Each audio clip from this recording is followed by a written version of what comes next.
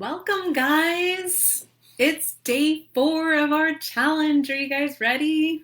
I'm so ready. It's been a really, really great week, and I am super pumped to talk about today's topic. How are you guys feeling today? I would love to hear if any of you have managed to reduce your caffeine intake today and what your experience was. Have you been able to also, increase your water levels, your water intake, and what is that like for you? So if you're with me live, just give me a hey, and then feel free to share what your day's been like, how much coffee or tea you usually drink in the day, and if you were able to reduce it or not, if it's hard, if it's easy, anything, whatever your experiences today were like, just feel free to share.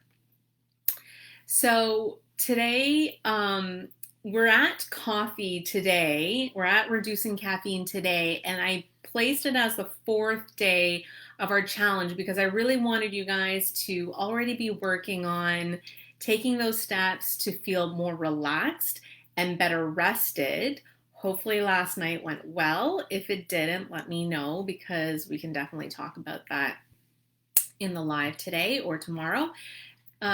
So hopefully we're reducing your dependence on caffeine because if you're not sleeping well, you're probably feeling really tired and coffee is looking really good when you haven't slept well. I totally understand that. So I don't want you to be feeling exhausted all day and I don't want you to feel like Layla's taking away my coffee and I'm going to be left feeling so tired all day long.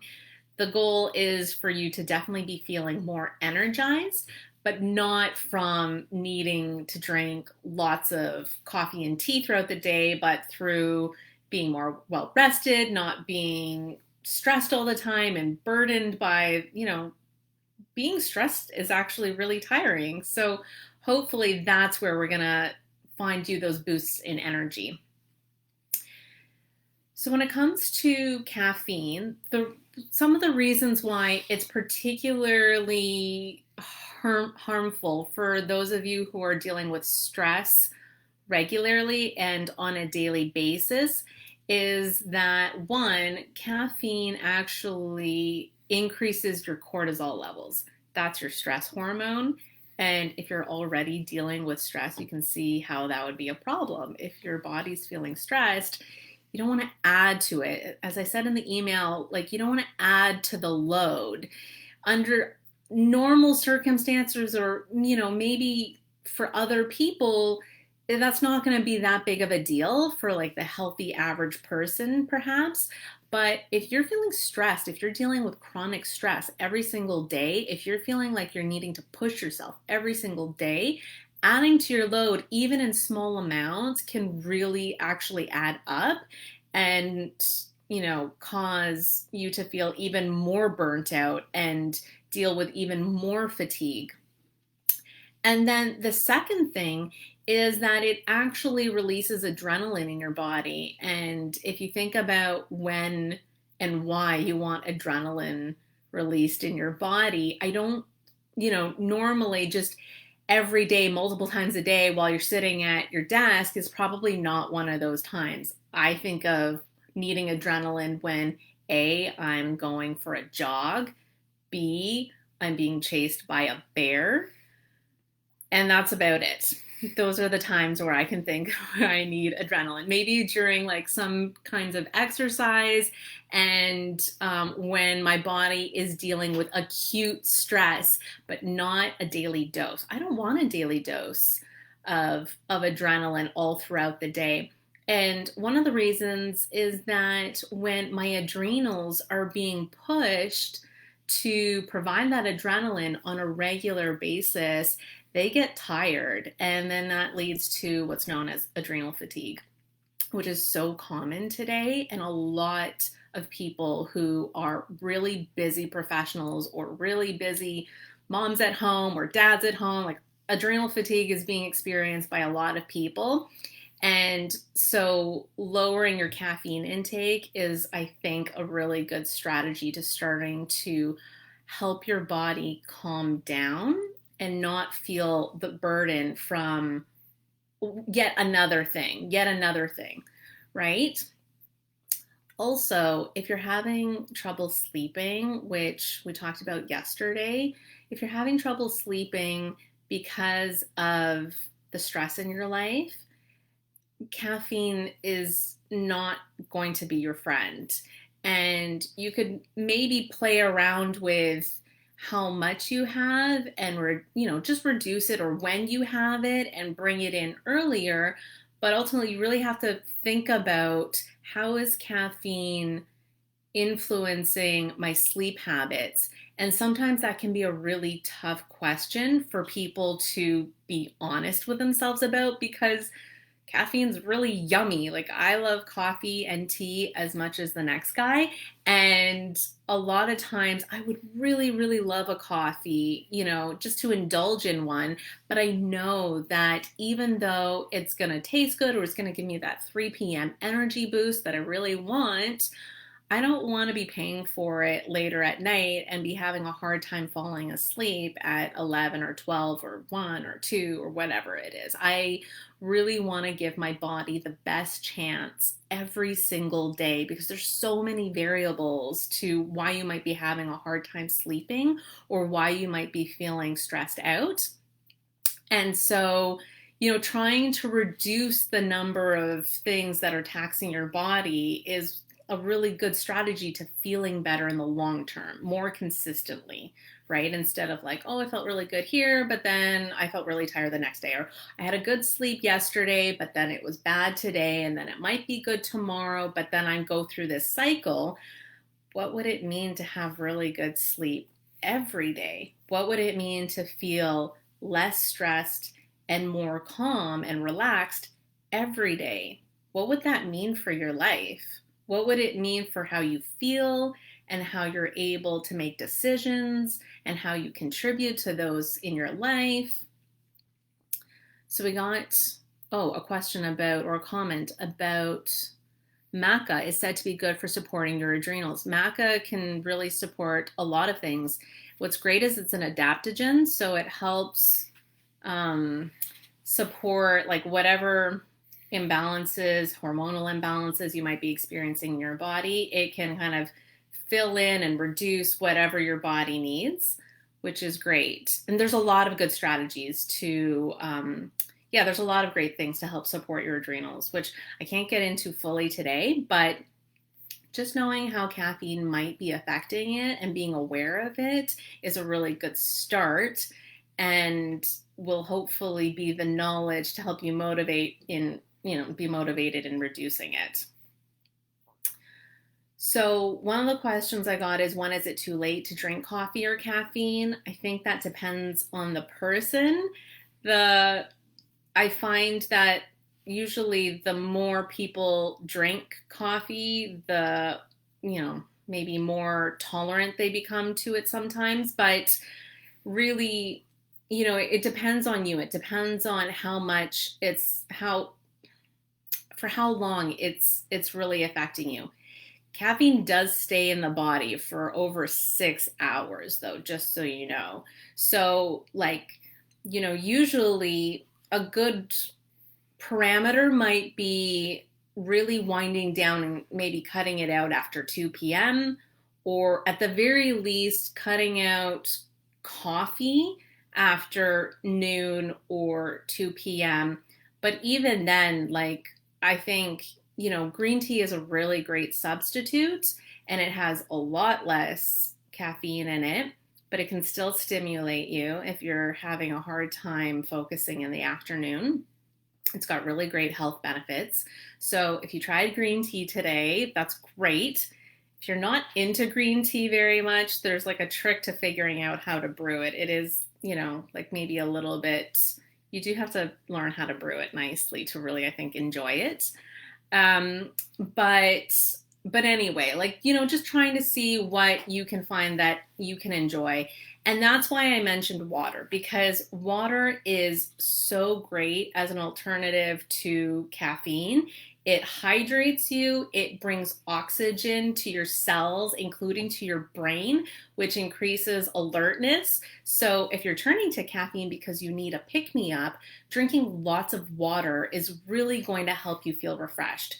I have a glass of water next to my bed, right on my nightstand, and it's the first thing I do when I wake up because I am super sluggish in the morning.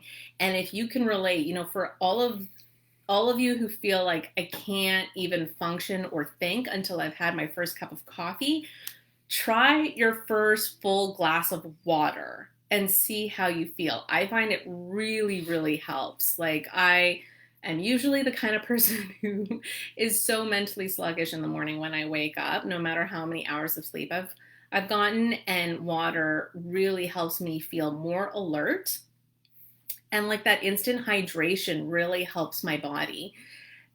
So we got a lot of questions today about water, which is great. I'm really happy to see you guys are trying to drink more water. And one of the questions was, what do you suggest for people who don't drink enough water? And I think there's a few things. One is access. So I shared a photo today with you of my desk where there's 2 full glasses of water, and I have like so much water around with me all day long. Like, I have 2 glasses on my nightstand. I have a full glass with me when I'm cooking in the kitchen. If I'm going, running errands, I always bring water. I basically carry water around with me the same way I carry my phone around with me. So if I'm getting up from my desk to go do something upstairs and I'm going to bring my phone with me because that's what we do in the 21st century, we always bring our phones with us, I'm bringing my water glass with me too. Today, I had to run up and do a couple of things upstairs. I brought my water. I had a few sips. I didn't finish it, but then I brought my water back down. I had a few more sips. Once it's finished, I refill it. Like, it's always around with me, and I find having the access to it really helps in terms of just making sure I'm staying hydrated. And then a couple of other strategies are making it really enjoyable. So I mentioned in the chat that, you might want to consider what you're drinking your water out of or just flavoring it.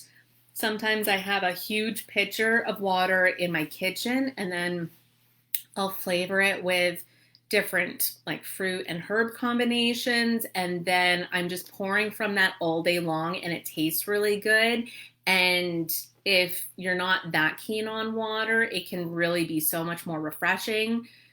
And if it's empty, then I just pour more water back in. Like, I just keep hydrating from that all day. And what are some other strategies? I was thinking of a couple as well that I hadn't mentioned in the Facebook group, and now I've forgotten them. But if they come back to me, I'll mention them. So that also addresses, someone else said, if you don't like drinking water, I think making it as pleasurable an experience as you can would really help. And for instance, I used to have this water bottle that I just loved. It was glass. It was beautiful. It had this teal blue top, and every time I drank my water from it, I just thought, like, I'm so cool and sophisticated, and it looks so cute, and I just love drinking out of that thing. And if you think about your coffee or your tea, like, how many of you have a favorite mug that you love to drink out of, right? Like, it either has some sentimental attachment, or it's beautiful, or it's cozy. And coffee and tea mugs get all the love, but why don't you just try like redirecting that also towards your water glass? Like, how lovely or beautiful or wonderful could your water glass be so that you feel motivated to drink from it? So what were some of the other questions? Oh, right. Also then about, what was it? Oh yeah, you can also try maybe even a reward system. Like, honestly, even though we're adults, there's no shame in needing a sticker for every time you have a glass of water. I think like a sticker system or a reward system could totally work for anyone of any age, because why not? Like, why not say this is a hard thing for me and I want to find any way I can to motivate myself and to, you know, give myself a pat on the back for doing something that's good for me, but that was also hard for me, even if it's easy for somebody else. There's nothing wrong with that. And then another thing I got asked was, what about like if you're trying to cut down on caffeine or coffee, but you have a day where you're really tired, and I know like those days come. Like even I don't drink coffee or tea daily, so I don't rely on it, but there's still some days where I had a bad night's sleep or I had a late night or I don't know. There's like lots of reasons why sometimes we're feeling particularly drained, and a caffeine pick me up or boost would be really nice. And sometimes that happens. Like sometimes you just got to do what you got to do. But I also find that some other strategies can work just as well. So a few years back, I was at a wedding, and it was a wedding, so I had a lot of fun, and I, danced late and socialized and had a great time. But then the next day, I felt, really tired, like really, really, really exhausted. And I thought, I don't really want to do anything today. Like I'm just toast and physically drained. And so it would have been super easy just to do nothing, because I think the next day was a Sunday and I didn't have anything to do.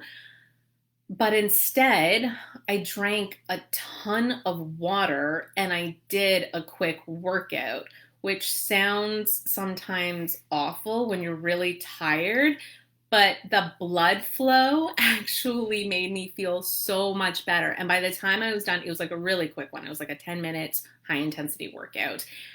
By the end of doing that, plus drinking lots of water, I felt so much better. Like I felt fine afterwards. So yes, there are some days where you're going to feel super drained and you're going to think like, oh, Layla says I can't drink coffee, but like I really need my coffee today. And if you do, like, do what makes sense for you, right? Knowing everything that I've shared with you today and this week about what your body might need. But also there's some other really great strategies like getting outside, um, you know, maybe even just like refreshing yourself with a cold shower. Those things are like really, really refreshing and amazing. And, there's some really good science behind those too, which I'm not going to get into today, but like there's a lot of ways that you can also find like a bit of lift when you're feeling really drained. I like your tips to drink more water, access, choose a fun glass, and make a reward system. Okay, great. Yeah, so that's, I think, all of the questions that we got for today's topic. Tomorrow's is even better. We're going to talk about self-care, which is something that I bet all of you want to be doing more of and all find a hard time taking the time for. So that's why tomorrow, it's Friday, the weekend's coming. There's lots of opportunities, hopefully, for self-care.